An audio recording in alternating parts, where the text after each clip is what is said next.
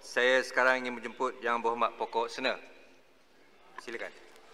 Terima kasih Datuk Yang Di-Pertua. Assalamualaikum warahmatullahi wabarakatuh. Pertama saya ucap tahniah kepada kawan saya, rakan saya daripada Padang Rengas. Idea yang sangat bernas yang menunjukkan dalam hati dia tu tak dapat nak terima Perdana Menteri lompat. Dia masih setia untuk memastikan sama ada pekan ataupun bahagian datuk yang tidak melompat, yang layak untuk menjadi Perdana Menteri. Tahniah. Datuk Yang Di-Pertua, saya ingin menyentuh sedikit berkaitan dengan isu masalah pekerjaan ekoran daripada krisis COVID-19 ini, masalah yang melanda negara kita dan juga seluruh dunia, dan sudah tentu yang paling terkesannya ialah sektor pekerjaan yang menyebabkan ramai di kalangan pekerja-pekerja di negara kita ini, khususnya di sektor swasta dan juga sektor persendirian ini, sama ada kehilangan pekerjaan maupun sektor persendirian, mereka kehilangan sumber pendapatan ekoran daripada krisis yang berkaitan dengan COVID-19 ini. Unjuran-unjuran yang telah pun dibuat oleh berbagai pihak seperti MIER mengunjurkan bahawa 1.5 juta pekerja akan hilang pekerjaan pada penghujung tahun, dan jika berlaku jika berlaku gelombang kedua COVID ini yang menggerunkan kita sekarang ni, saya pun cukup bimbang, takut nanti ada pula kluster parlimen, kerana kita sudah macam tak lagi merasa bimbang macam krisis COVID di peringkat awal dahulu. Jadi kalau berlaku gelombang kedua ini, diunjurkan bahawa sampai kepada peringkat 2.7 juta, itu yang dibuat oleh Jabatan Perangkaan Malaysia sendiri. 2.7 juta rakyat Malaysia yang bekerja berisiko hilang pekerjaan, dan ini cukup membimbangkan kita semua kerana sudah tentu ianya akan memberikan kesan yang lebih buruk kepada kehidupan lebih ramai orang, kerana setiap pekerja itu dia ada keluarga, anak-anak dan sebagainya, dan memerlukan kepada pendapatan dan sebagainya. Jadi saya nak lihat di sini bahawa kebimbangan saya ini kerana dilihat bahawa daripada jawapan yang dibuat oleh Menteri Sumber Manusia kepada rakan saya daripada Ipoh Barat sebelum ini, menunjukkan bahawa mereka yang telah pun diberhentikan pekerjaan sehingga Jun, sehingga Jun, 30 Jun adalah 48,727 orang, daripada Januari sehingga Jun. Sedangkan kalau angka dalam sekitar 30 ke 45 ribu atau 48 ribu ini, semasa saya berada di Kementerian Sumber Manusia ini, angka ini adalah angka setahun, pemberhentian untuk setahun, iaitu banyak majikan-majikan ataupun syarikat-syarikat ini menstruktur semula syarikat mereka untuk mengurangkan kos dan sebagainya.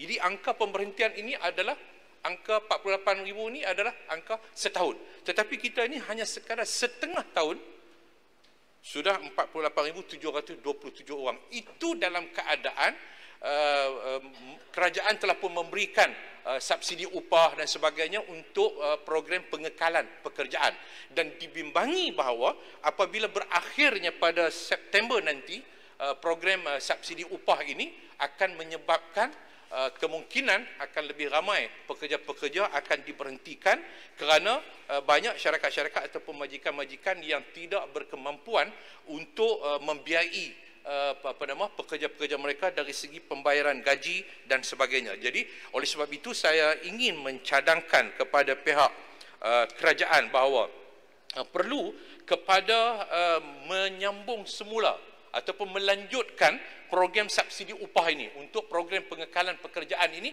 ditambah lagi 6 bulan. yang dah diberi ini untuk 6 bulan sampai September ini, maknanya supaya itu ditambah lagi 6 bulan. Bukan sahaja moratorium yang dicadangkan oleh banyak pihak untuk disambung selama 6 bulan lagi, tetapi program subsidi upah ini untuk membolehkan para majikan mengekalkan pekerja-pekerja yang sedang bekerja dengan mereka. Kerana bagi saya bahawa 48,000 angka yang saya sebutkan tadi yang diambil daripada jawapan menteri itu mungkin angka yang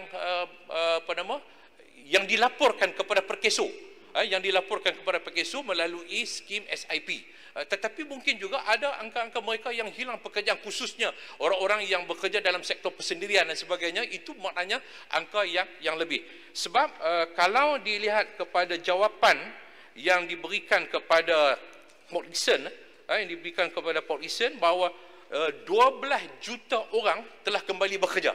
12 juta orang telah pun kembali kepada sektor pekerjaan. Sedangkan kita mempunyai lebih daripada 15 juta pekerja dalam negara kita. Kita ada 15 juta pekerja dalam negara kita. Jadi kalau dilihat 15 dengan 12 bermakna bahawa 3 juta masih tidak kembali kepada sektor pekerjaan. Jadi saya bimbang bahawa keadaan ini akan lebih buruk pada masa yang akan datang ini kalau kita tidak tanggani dengan seperti yang saya cadangkan tadi, iaitu melanjutkan subsidi upah melalui Perkeso ini selama 6 bulan lagi untuk membolehkan majikan-majikan ini bernafas dan kemudian dapat menggerakkan aktiviti perniagaan mereka untuk mengekalkan pekerjaan. Dan di samping untuk melanjutkan moratorium, dan juga saya juga ingin mencadangkan supaya pihak kerajaan juga seharusnya menawarkan insentif kepada mana-mana syarikat yang menawarkan peluang pekerjaan kepada mereka yang telah diberhentikan, untuk menawarkan peluang pekerjaan. Sebab 48,000 yang saya sebutkan tadi diberhentikan. Tetapi untuk penempatan pekerjaan yang dibuat oleh Job Malaysia di bawah Kementerian Sumber Manusia sehingga Jun baru-baru ini hanya 21,000. Hanya 21,000. Saya tidak tahu bagaimana Perkeso sepatutnya membantu kepada 48,000 ini untuk menempatkan mereka semula ke dalam sektor pekerjaan. Tetapi Job Malaysia yang mempunyai tanggungjawab yang lebih besar untuk melakukan penempatan pekerjaan kepada yang diberhenti ataupun penganggur yang mula nak dapatkan pekerjaan, hanya mampu untuk beri 21,000 orang sahaja. Sedangkan kalau ikut angka biasa, pada tahun 2018, Job Malaysia boleh memberikan peluang penempatan pekerjaan sepanjang setahun. 2018 ialah 121,800 orang.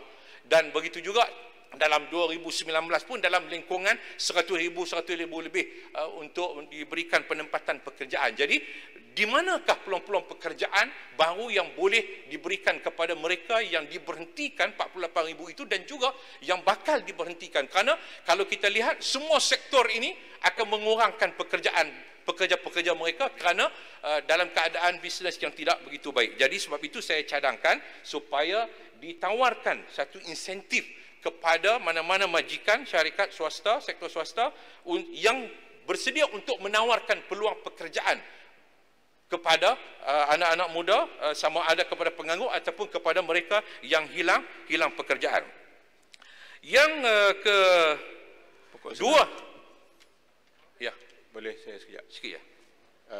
Datuk Yang Bertua, rakan saya Pokok Sena, saya rasa Pokok Sena telah membangkitkan satu isu yang penting untuk kebajikan pekerja-pekerja kita. Dan saya rasa Pokok Sena telah menyentuh tentang moratorium yang telah memberikan sedikit kelegaan kepada pekerja kita. Saya ingin berkongsi Pokok Sena tentang langkah Federal Government of Australia Bank Extend Mortgage Loan Deferral Scheme, yang di mana kerajaan Australia telah membuat satu pemilihan very selektif terhadap usahawan-usahawan, khususnya SME, untuk mereka ini dilanjutkan lagi moratorium itu sebagai suatu langkah untuk menjamin mereka terus grow ataupun maju ke depan demi menghadapi masalah COVID ini. Adakah yang Pokok Sena boleh masukkan sebagai ucapan saya dalam ucapan beliau. Terima kasih. Masih Habib. Terima kasih Muhammad, rakan saya daripada Pulai. Saya setuju untuk masukkan sebahagian daripada ucapan saya, dan saya pun telah menyebut bahawa selain daripada melanjutkan moratorium yang telah pun dicadangkan oleh rakan-rakan saya sebelum ini, kita juga harus melanjutkan kadar subsidi upah itu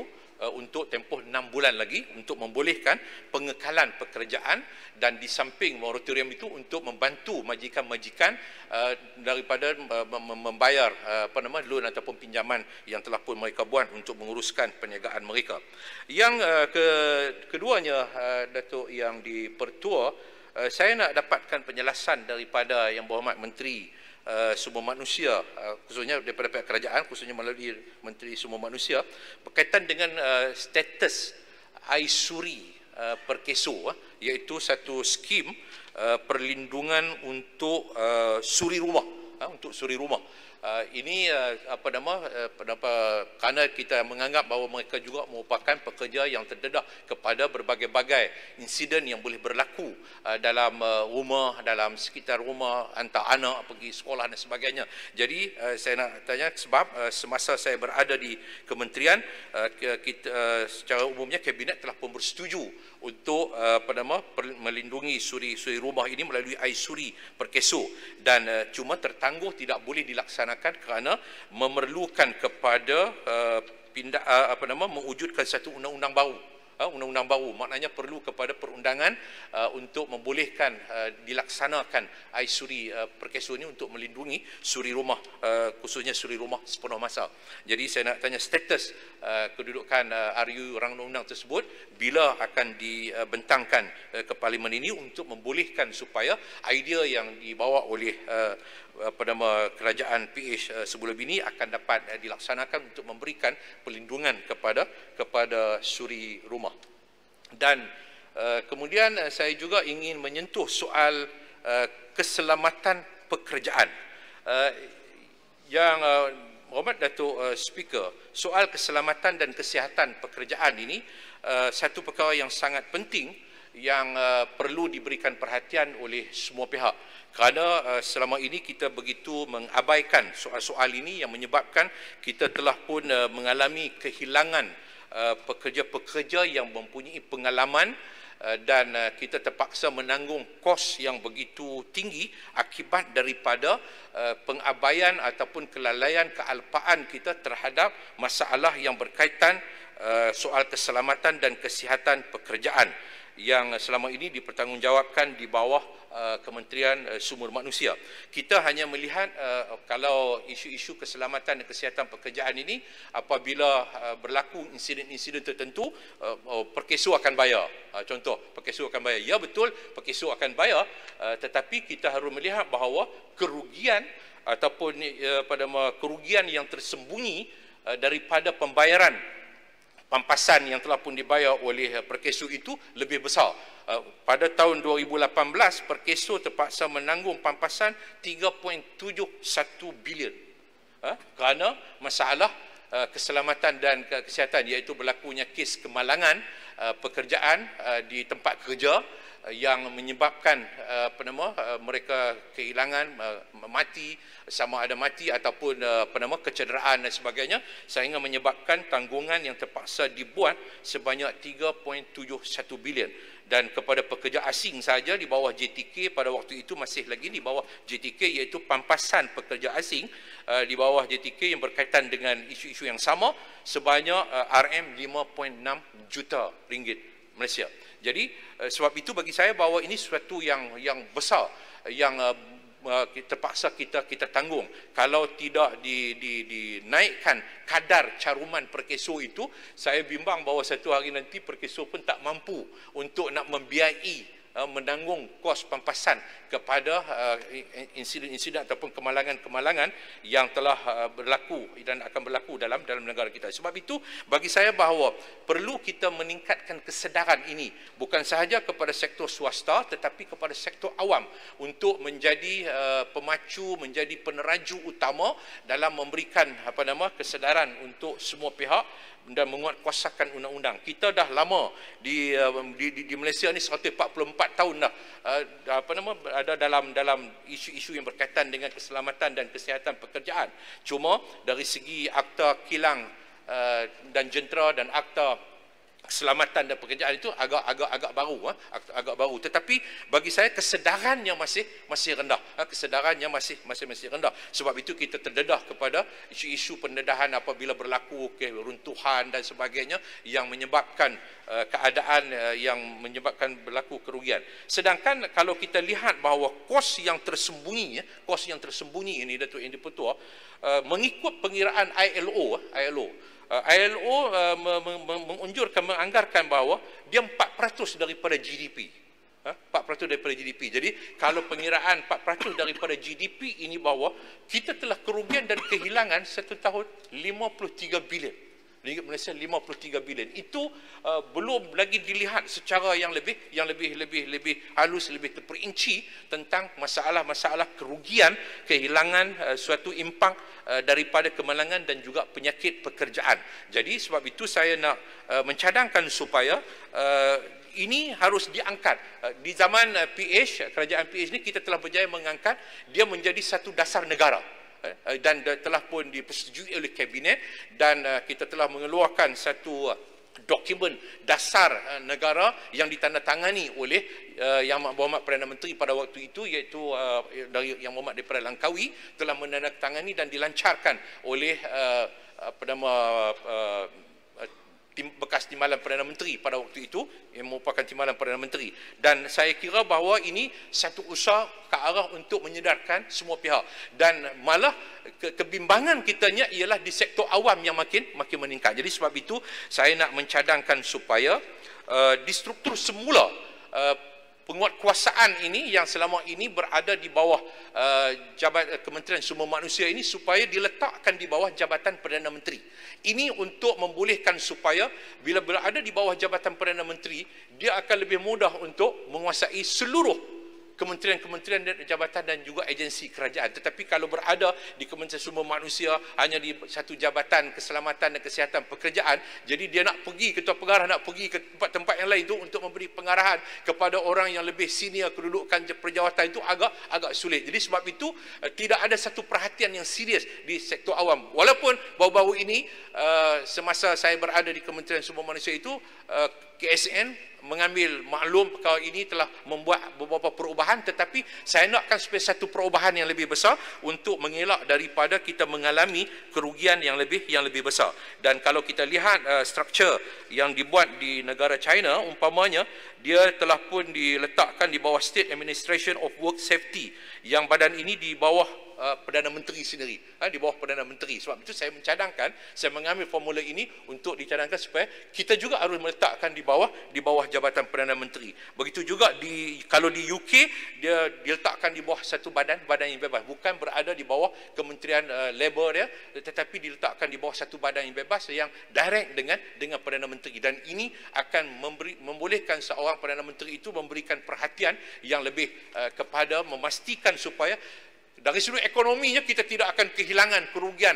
Macam saya sebutkan tadi, angka yang diberikan oleh ILO ni 50 bilion dan sebagainya. Kita tak perlu nak tanggung per keso nak kena bayar sampai 3.71. Walaupun betul per keso boleh bayar, tetapi tak sama dengan kita hilang satu jari dapat bayaran per keso, tetapi dengan ada jari itu akan lebih baik kehidupan kita. Jadi itu yang saya harapkan kepada pihak kerajaan untuk memberikan perhatian yang serius dalam perkara ini. Dan akhir sekali saya ingin merakamkan ucapan terima kasih tidak terhingga kepada Tan Sri Arif yang telah pun tamatkan perkhidmatan dia, yang telah banyak memberikan sumbangan kepada Parlimen dengan reformasi yang begitu baik, dan saya harap bahawa jasa-jasa ini akan terus memberikan dorongan kepada kita semua untuk melakukan satu perubahan yang lebih besar di bawah kepimpinan Yang Berhormat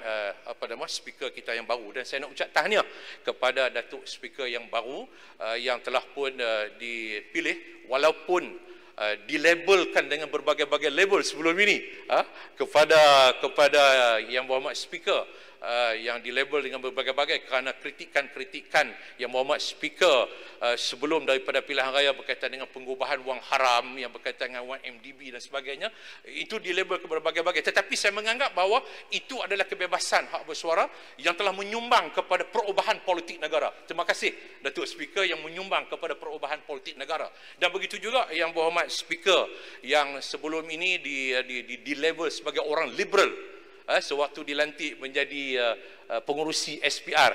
Jadi ada kenyataan daripada pimpinan PAS yang melabelkan liberal kerana kenyataan-kenyataan berkaitan dengan Oktoberfest, berkaitan dengan ucapan yang Berhormat Speaker hudud dan sebagainya yang agak kontra dengan pemikiran ekstrim yang ada kepada pemimpin-pemimpin PAS.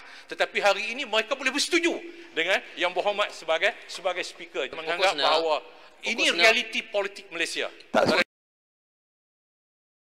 Satu ketika dahulu mereka anti kepada pemikiran liberal, tapi sampai satu ketika mereka harus mengakui bahawa realiti politik Malaysia, pemikiran liberal yang pernah dilontarkan idea-idea liberal itu oleh yang Berhormat Speaker itu akhirnya mereka menyokong seorang yang mereka anggap sebagai orang liberal untuk menjadi speaker. Jadi saya bukan persoalkan yang Berhormat, kan saya akui bahawa itu realiti politik yang harus kita hormati. Jadi dahulunya mereka bercakap soal aurat dan sebagainya, hari ini mereka boleh terima timbalan speaker. Jadi inilah dia realiti politik Malaysia. Saya ucapkan tahniah kepada rakan-rakan saya daripada PAS yang mula reduce dia punya ekstrim dan dia menjadi seorang yang liberal sekarang ni. Tahniah kepada Tuan Speaker, tahniah kepada rakan-rakan saya daripada PAS. Terima kasih. Assalamualaikum warahmatullahi wabarakatuh. Terima kasih Yang Berhormat Pokok Sena.